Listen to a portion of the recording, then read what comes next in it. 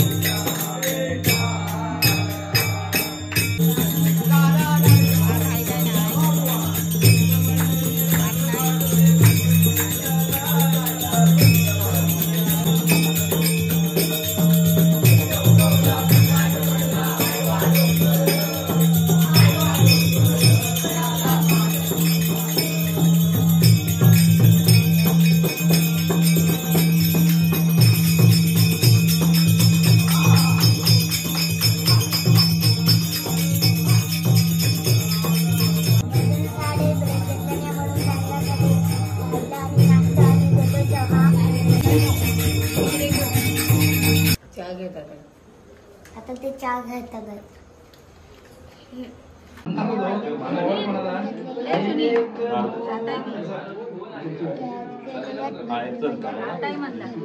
आणि मंडळाचा व्हिडिओ आवडला तर सबस्क्राईब करा.